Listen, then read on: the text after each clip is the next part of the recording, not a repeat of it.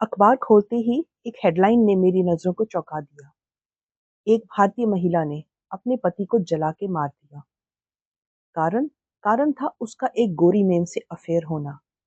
अब कहानी सुन के आप ही ये फैसला कीजिए कि वो गोरी मेम वाकई में गोरी डायन थी या कुछ और हमें कमेंट करके अवश्य बताइएगा।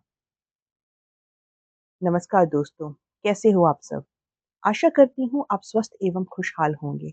आज हम सुनेंगे रेखा राजवंश जी द्वारा लिखी गई कहानी गोरी डायन। इससे पहले कि आप कहानी में खो जाएं, आप सबसे अनुरोध है कि आप चैनल को सब्सक्राइब कर लीजिए ऐसी ही और बेहतरीन कहानियां सुनने के लिए। यदि कहानी में कुछ पसंद आए तो हमें कमेंट करके अवश्य बताइएगा। तो चलिए कहानी शुरू करते हैं। आज का दिन कुछ ज्यादा ही लंबा था। कस्टमर्स रोज की अपेक्षा कुछ अधिक थे। कैश चेक लेते, उनकी अन्य समस्याओं को सुलझाते सुलझाते पूरा दिन बैंक में कब बीत गया पता ही नहीं चला। थकान महसूस होने लगी थी। कॉफी की तलब थी, पर मन को काबू किया। आफ्टर स्कूल केयर से अर्नब को भी तो पिक करना था। देखते देखते कब 7 साल का हो गया पता ही नहीं चला। ट्रैफिक देखते हुए हिसाब लगाया कि करीब 6 बजे तक घर पहुंचूंगी। कार पार्किंग तक जाते हुए सारी योजनाएं बनने लगी। खाने में क्या बनेगा? चलो अच्छा हुआ, इतवार को कुछ खाना बनाकर फ्रीज कर दिया था। रोटी की जगह लेबनीज ब्रेड से काम चल जाएगा। और अर्नब के लिए ठीक है, जल्दी से राइस कुकर में चावल बना दूंगी। मन को कुछ तसल्ली हुई कि सारे दिन के काम के बाद घर जाते ही रसोई में खिटखिट से नहीं करनी पड़ेगी। यही जिंदगी है यहाँ। ऐसे में इंडिया की कमला बाई की बहुत याद आती है। कम से कम खाने और चाय का सुख तो था। सोचते सोचते कब कार तक पहुंच गई पता ही नहीं चला। बिना देखे ही कार का पिछला दरवाजा खोला। बैग कार में डाले ही थे कि बगल वाली कार ने हॉर्न मारा। सक पकाकर देखा तो ड्राइवर कार रिवर्स कर रहा था और मेरे बिना ध्यान दिए दरवाजा खोल देने से गुस्सा था। सॉरी बोलकर मैंने शीघ्रता से दरवाजा बंद किया। बगल वाली गाड़ी ने गुस्से में तेजी से गाड़ी निकाली और चला गया। शुक्र है इतने से ही बच गई, वरना ये युवा ऑस्ट्रेलियंस बिल्कुल सहनशील नहीं है। 1 मिनट में बीच की उंगली दिखाने लगते हैं। मुझे बहुत चिढ़ है उससे। और फिर कार का दरवाजा ठुक जाता तो बीमा कंपनी 400-500 डॉलर झाड़ लेती। मन को संयत किया और कार की चाबी लगाई। मन फिर अर्नव पर जा पहुंचा। पता नहीं खाना खाया या नहीं। वैसे तो वह खुश मिजाज बच्चा है, कोई नखरे नहीं करता। यही पैदा हुआ है ऑस्ट्रेलिया में। मेरे और रवि की आंखों का तारा है अर्नव। उसके गोल मटोल भोले चेहरे की याद आती है तो मन में खुशी की लहर दौड़ जाती है। मैं और रवि इसी शहर में 9 साल पहले मिले थे। मैं मास्टर्स कर रही थी और रवि होटल मैनेजमेंट। हमारी मुलाकात एक पार्टी में हुई थी और ये मुलाकात जाने कब प्यार बनी और शादी में बदल गई। रवि एक होटल में शेफ बने और मैं बैंक में टेलर। और 2 साल बाद हमारे जीवन में अर्नव आया। रवि तो रात को 11 बजे तक पहुंचेंगे। सोचते सोचते चाइल्ड केयर पहुंच गई। अर्नव को गोद में उठाया तो सारी थकान जाती रही। 2 साल बाद अर्नव आया था। कितनी सारी बातें थी उसके पास मुझे आज के दिन की बताने के लिए। मम, आज मैंने ड्राइंग बनाई तो मेरी टीचर ने मुझे स्टार दिया। देखो ना मेरा स्टिकर। और आज हमने नया खेल भी खेला। टीचर ने एक कहानी भी सुनाई। वह चैटर बॉक्स की तरह बोलता जा रहा था। मैंने उससे प्रोत्साहित किया। अच्छा, कौन सी वाली कहानी? उत्तर में उसने मुझसे पूछा, आपको पता है मम, एबोरिजिनल्स की हमने वीडियो भी देखी है। वह जंगल में रहते हैं, अपनी बॉडी पेंट करते हैं, डांस करते हैं और डिजरीडू बजाते हैं। आपको पता है ना डिजरीडू क्या होता है? वो लंबा वाला बाजा। अर्नव ने अपने हाथ उठाकर जब इतना कहा तो मैं मुस्कुराहट ना रोक सकी। हाँ बेटा, मुझे पता है एबोरिजिनल्स का। वह बाजार के किनारे खड़ा आदमी डिजरीडू ही तो बजा रहा है। इतने सालों में ऑस्ट्रेलिया का इतना इतिहास तो जान ही पाई हूँ कि एबोरिजिनल्स यहाँ के मूल निवासी हैं। ये जमीन, आसमान, हवा, प्रकृति सब उनके ही थे जब तक 17वीं शताब्दी में अंग्रेज यहाँ नहीं आए थे। इस तरह उनकी ही जमीन पर उन्हें गोलियों का निशाना बनाया गया और कैसे उनसे गुलामी कराई गई, शराब और नशे का आदी बना दिया गया और कैसे उनके बच्चों की एक पूरी पीढ़ी पढ़ाने लिखाने और तहजीब सिखाने के नाम पर उनके माता-पिता से छीन ली गई। यह सब मैंने डॉक्यूमेंट्रीज में देखा है। क्यों हर साल यहाँ सॉरी डे मनाया जाता है, ये भी पता है मुझे।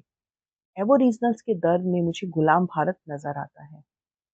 उसकी कहानी सुनते-सुनते मैं घर पहुंच गई, दरवाजा खोलकर अंदर पहुंची। Bag in your room Arnav and go and change. आवाज लगाते हुए मैंने भी जल्दी से कपड़े बदले और हाथ मुंह धोकर चावल चढ़ाए। एक कप दूध माइक्रोवेव में रखा और चाय की केटल ऑन कर दी। मुझे ऐसे काम करते देखकर रवि कहते हैं, महिलाएं मल्टीटास्कर होती हैं। अर्नव को दूध देकर चाय का कप हाथ में लिए टीवी चलाया। वैसे तो यहाँ के टीवी में कोई दिलचस्प कार्यक्रम होता नहीं, पर देखने से पता चलता रहता है कि अगले दिन मौसम कैसा रहेगा और दुनिया में क्या हो रहा है। ऑस्ट्रेलिया वैसे भी एक कोने में बसा है जहाँ पर कुछ खास घटित होता नहीं। हाँ, लोग इसे स्पोर्ट्स कंट्री कहते हैं। जब टेनिस या क्रिकेट होता है तो भीड़ उमड़ पड़ती है। टीवी पर मेलबोर्न कप या घुड़दौड़ देखने के लिए सारा ऑस्ट्रेलिया थम जाता है। बिल्कुल उसी तरह जैसे दूरदर्शन पर रामायण देखते समय हमारे देश में होता था। और हाँ, यहाँ ऑस्ट्रेलियंस का सेंस ऑफ ह्यूमर बहुत अच्छा है। सोच ही रही थी कि अचानक टीवी की एक खबर ने मुझे चौंका दिया। एक भारतीय महिला ने अपने पति को पेट्रोल डालकर जला डाला। 90 डिग्री जली हुई हालत में उसे हॉस्पिटल ले जाया गया, परंतु करीब 3 घंटे बाद हॉस्पिटल में उसकी डेथ हो गई। दंपति के 2 बच्चे हैं और पुलिस ने महिला को अरेस्ट कर लिया है। टीवी की खबर में एक सीधी सादी महिला थी जो बदहवासी की स्थिति में दिखाई दे रही थी। लगा कि मैंने उसे पहले कहीं देखा है। कहा, अरे ये तो रमा है, वह जो कभी कभी मुझे पार्क में मिल जाती थी, अपने 2 बच्चों को लेकर आती थी। मैंने दिमाग पर जोर डालकर याद करने की कोशिश की तो एक ऐसी औरत का नक्शा आंखों के सामने आया जो दुबली पतली सांवली और शांत नजर आती थी। उसे तो ऑस्ट्रेलिया में रहन सहन की तहजीब का भी पता नहीं था। ऐसी औरत अपने पति को कैसे जला सकती है? लगता था ये सब झूठ है, उसे फंसाया जा रहा है। मैंने पिछले साल उसे पहली बार पार्क में ही तो देखा था, कुर्ता सलवार पहने, बालों को बांधे, वह बच्चों को झूला झुला रही थी। जल्दी ही अर्नव भी उसके बच्चों के साथ घुल मिल गया। मैंने उसे हेलो कहा, वह मुझे देखकर शर्मीली सी हंसी हंस दी। मैंने पूछा, क्या अभी ऑस्ट्रेलिया आई हो तुम? हाँ, में सिर हिलाते हुए वह बोली, पति तो 2 साल पहले ही आ गए थे और हम लोग एक हफ्ता पहले ही आए हैं। उसके बोलने के लहजे से साफ झलक रहा था कि वह यूपी या बिहार से है। तभी रवि का फोन आ गया और ज्यादा बात नहीं हो पाई। हफ्ते में शनिवार और रविवार 2 ही ऐसे दिन थे जब मैं अर्नव को लेकर पार्क जाती थी। रवि तो वीकेंड होने के कारण बहुत बिजी हो जाते थे। होटल में ब्रेकफास्ट से लेकर डिनर तक खाने वालों की भीड़ होती थी और रवि को लगता था कि इन 2 दिनों 1.5 गुने पैसे मिलते हैं और काफी कस्टमर्स तो खुश होकर टिप भी दे जाते हैं। वे अपनी ड्यूटी इन 2 दिनों में जरूर लेते थे। दिन भर का काम निपटाने के बाद अर्नव को पार्क तक लाना मुझे भी अच्छा लगता था। वहाँ पार्क में मेरी भी कुछ सहेलियां बन गई थी। हम पास पड़ी बेंच पर बैठकर आराम से गप्पे मारते और बच्चे आपस में खेलते रहते। अगले दिन मैंने रमा को फिर वहीं देखा। उसने आगे आकर हेलो कहा। बात हुई तो पता लगा कि वह यूपी के एक गांव से है, बीए पास है। अगले कुछ हफ्तों में उसमें धीरे धीरे कुछ बदलाव आने लगा। उसके चेहरे पर खुशी दिखने लगी। हुलिया भी धीरे धीरे बदलने लगा। एक दिन जब वह स्कर्ट पहनकर लंबे बाल खुले रखकर आई तो पहले तो मैंने उसे पहचाना ही नहीं। पास आई तो मैंने कहा, अरे रमा तुम अच्छी लग रही हो, कैसी हो? वह शर्मीली सी मुस्कान फेंकते हुए बोली, आई एम गुड। और आप कैसे हो? अब इसके बाद कभी कभी रमा पार्क में मिल जाती तो मुस्कान का आदान प्रदान होता और कभी छुटपुट बात भी हो जाती। कभी वह नहीं भी आती तो मुझे लगता नया देश है, घूम फिर रहे होंगे। फिर हम भी 1 महीने के लिए इंडिया चले गए। आने के बाद मैं कुछ बिजी रही। कुछ महीनों के बाद जब रमा मिली तो कुछ उदास दिखी। ना मैंने कुछ पूछा ना उसने कुछ बताया। फिर ये वैसे भी नॉर्मल है। अपने देश और परिजनों की याद में दिल तो उदास हो ही जाता है। फिर जब वह कई दिन तक नहीं दिखी तो लगा शायद इंडिया गई होगी या शायद उसकी नौकरी लग गई होगी। और आज आज ये न्यूज़, मन कैसे विश्वास करता। लैपटॉप खोलकर बैठी, कुछ पता करूं, तभी मेरा मोबाइल बज उठा। स्मिता का फोन था। तूने खबर सुनी? जानती हो रमा, वो पार्क वाली रमा, उसने अपने पति पर पेट्रोल डालकर आग लगा दी। पर क्यों? मैंने व्यथित मन से उससे पूछा। अरे तुझे नहीं मालूम? उसके पति का अफेयर चल गया था अपने ऑफिस की एक गोरी के साथ। रमा को पता लग गया। पति को समझाया, लड़ी झगड़ी, पर वो ना माना। गोरी लड़कियां होती ही ऐसी हैं, जिसे पसंद करती है उसके पीछे ही पड़ जाती है। रमा कब तक झेलती? देखो, जला डाला अपने पति को गुस्से में। अचानक मन में एक कचोट सी उठी, तो इसीलिए रमा उदास थी। तो यही वजह थी कि वह पार्क में भी नहीं आ रही थी। अपमान और तिरस्कार के घूंट वह अकेले ही पी रही थी। आखिर बताती भी तो किसे बताती? और अगर किसी को बताती तो कोई कर भी क्या पाता? अपना देश होता तो माता-पिता, रिश्तेदार, पड़ोसी कुछ मिलकर समझौता करा देते, या ये स्थिति आती ही नहीं। रिश्तों की ये दरार इतनी ना बढ़ जाती। और वहां लुभाने के लिए गोरी लड़कियां भी तो नहीं होती ना। सब सोच सोचकर मन बहुत खिन्न हुआ। पुलिस ने उसे अरेस्ट कर लिया है। अब उसके बच्चों का क्या होगा? दुखी मन से अर्नब को खाना खिलाया। मेरा कुछ खाने का जी नहीं किया, तो अर्नब को सुलाते सुलाते जाने कब सो गई। रवि के पास दूसरी चाबी थी ही। वह दरवाजा खोलकर जाने कब अंदर आए और सो गए। अगले दिन सोकर उठी तो शरीर शिथिल था। हल्की हरारत महसूस हुई। ऐसे में इच्छा हुई कि मैं छुट्टी ले लूं। अर्नव को तैयार करके स्कूल भेजा और बुखार की दवाई खाकर सो गई। रवि की आवाज से नींद खुली। गर्मा गर्म चाय और टोस्ट खाइए बेगम साहिबा। और हाँ, छुट्टी ही मारनी थी, बुखार का बहाना क्यों? मैंने नाराजगी से रवि को देखा तो वो तुरंत बोले, गर्मा गर्म चाय पियो और कुछ खा लो, बेहतर फील करोगी। और मेरे जैसे शेफ के हाथ का खाना खाने के लिए तो लोग तरसते हैं। उठिए बेगम साहिबा और कुछ खा लीजिए। पर हाँ, टिप भी देनी ही पड़ेगी। कहते हुए रवि ने जब आंख मारी तो बरबस ही मुझे हंसी आ गई। मैंने उन्हें रमा के बारे में बताया तो उन्होंने लैपटॉप पर सिडनी मॉर्निंग हेराल्ड खोलकर मेरे सामने रख दिया। रवि की तस्वीर और स्टेटमेंट उसमें दर्ज थी। हेडलाइन थी, he and his everything belongs to me. अपनी टूटी फूटी अंग्रेजी में जो कुछ उसने कहा था वह ज्यों का त्यों आपके सामने रख देती हूँ। मैंने अपने पति को नहीं मारा। आप सब कहते हैं कि मैंने उन्हें जला दिया। आप कहते हैं कि जब वे सो रहे थे तो मैंने बेरहमी से उनके ऊपर पेट्रोल डाला और आग लगा दी। वे जलकर मर गए और मैं यही चाहती थी। नहीं जनाब, हरगिज नहीं। मैं अपने पति से बहुत ज़्यादा प्यार करती थी, सबसे ज़्यादा। मुझे उन पर बहुत नाज था। जब लोग कहते थे कि इतने सुंदर आदमी ने मुझ जैसी गंवार औरत से शादी कैसे कर ली, तब मैं नाराज नहीं होती थी। मुझे गर्व होता था खुद पर। आप कहते हैं कि मेरा पति जलता रहा और मैं तमाशा देखती रही। नहीं जनाब, असलियत तो ये है कि पिछले कितने ही महीनों से मैं जल रही हूँ।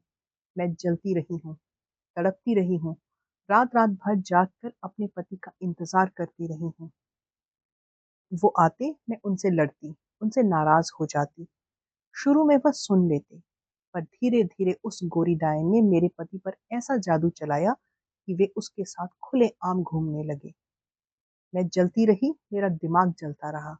मेरा दिमाग पागल हो गया। मेरे बच्चे चुप से हो गए। मैं उनसे क्या कहती कि जिस पिता के पास वो आए हैं, उसके बच्चों के लिए उसके पास वक्त ही नहीं है। और एक रात जब वह शराब पीकर लौटे तो मैं जाग रही थी। मैंने देखा, गोरी डायन की कार की लाइटें खिड़की से दिख रही हैं और वो दोनों ही शराब के नशे में थे।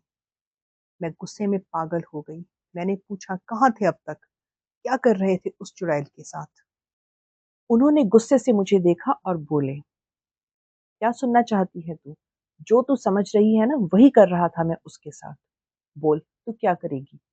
अनपढ़ गंवार जाहिल औरत, तुझसे तो कुछ भी ढंग से करना नहीं आता। कहते कहते उन्होंने मुझ पर हाथ उठा दिया और मैं उनके तमाचे से हिल सी गई थी।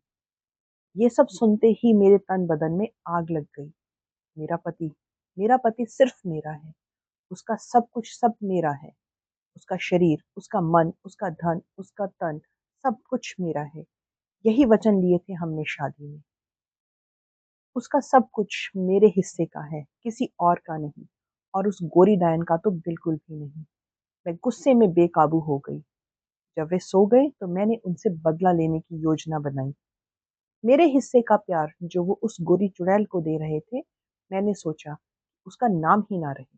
जो सुख मुझे नहीं मिलता वो दूसरी औरत को भी क्यों मिले। तो जनाब, मैं गुस्से में उबलती हुई कार गैरेज में गई। कोने में रखे पेट्रोल के डिब्बे पर मेरी नजर पड़ी। मैंने पेट्रोल का डिब्बा हाथ में लिया और बेडरूम की ओर चल दी। मैंने धीरे से बेडरूम में झांका। शराब के नशे में धुत वो आदमी गहरी नींद में सो रहा था। मेरी नजर उसके जिस्म पर पड़ी। पता नहीं मुझे उस वक्त क्या हुआ। मैंने आव देखा न ताव, पेट्रोल उसके नीचे के हिस्से पर उलट दिया। बहुत जलाया था उसने मुझे। अब ना होगा बांस ना बजेगी बांसुरी। 1 मिनट भी नहीं लगा होगा कि मैंने माचिस जला दी। अगले ही क्षण मैंने देखा कि वे चीख रहे थे, रो रहे थे, तड़प रहे थे। ये देखकर मेरे होश उड़ गए। वे इधर-उधर भागने लगे। आग तेजी से फैलने लगी और मैं घबरा गई। लोगों को बुलाने में बाहर भागी और बच्चे शोर सुनकर मेरे पीछे आए। कमरे में आग लग चुकी थी, बिस्तर जल रहा था और वे जमीन पर गिरकर तड़प रहे थे। तभी किसी ने पुलिस को फोन कर दिया।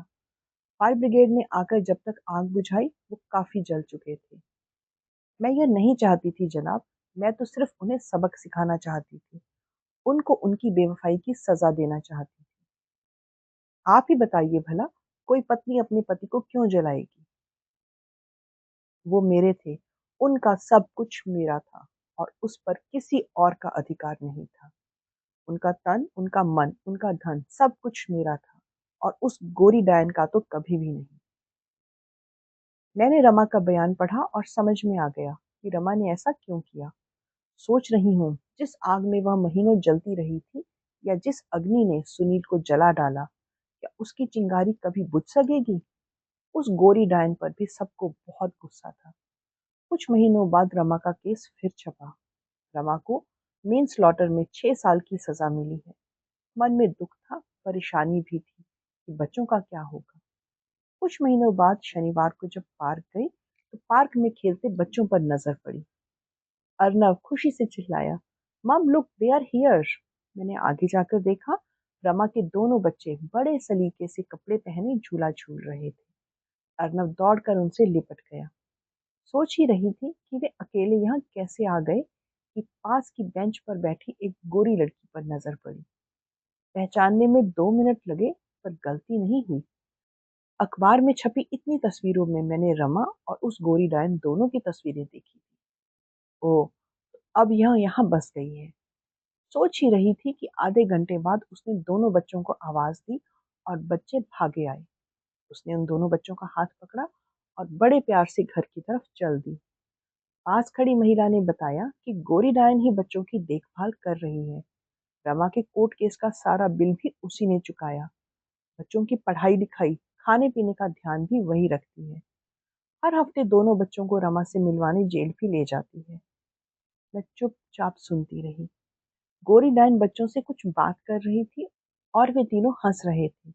धीरे धीरे वे तीनों दृष्टि से ओझल हो गए। सोच रही हूँ कि इस पूरे प्रकरण में कौन सही था और कौन गलत, और अंत में किसने क्या खोया और क्या पाया।